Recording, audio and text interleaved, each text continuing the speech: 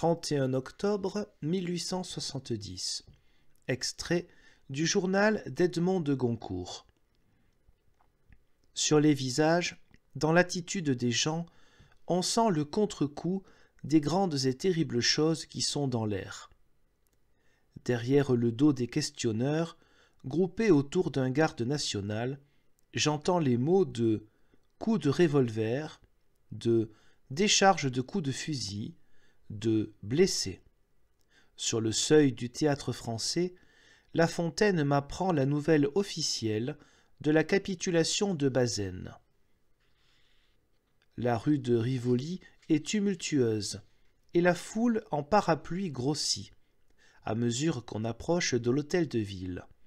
Là, c'est un encombrement, une mêlée, une confusion de gens de toutes sortes, que trouent à tout moment des gardes nationaux, la crosse en l'air et criant « Vive la Commune !» L'édifice tout noir, avec l'heure qui marche insouciante sur son cadran déjà allumé, a ses fenêtres grandes ouvertes, avec au dehors les jambes ballantes des blousiers qui y figuraient le 4 septembre. La place, c'est une forêt de crosses de fusils relevés, aux plaques luisantes sous la pluie.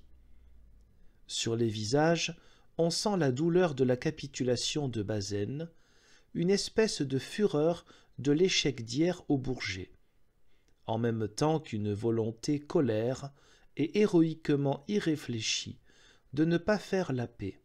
Des ouvriers à chapeau rond écrivent au crayon, sur des portefeuilles crasseux, une liste que leur dicte un monsieur. J'entends parmi les noms ceux de Blanqui, de Flourens, de Ledru-Rollin, de Motu. « Ça va aller maintenant », dit un blousier, au milieu du silence éloquent de mes voisins. Et je retombe dans un groupe de femmes parlant déjà peureusement du partage des biens.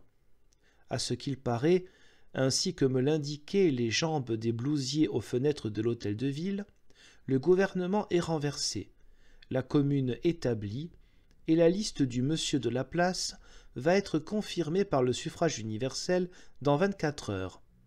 C'en est fait, on peut écrire à cette date « Finis Franciae ».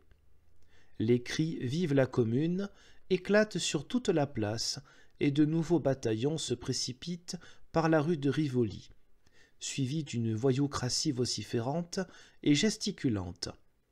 Pauvre France, tombée au pouvoir de ces baïonnettes inintelligentes.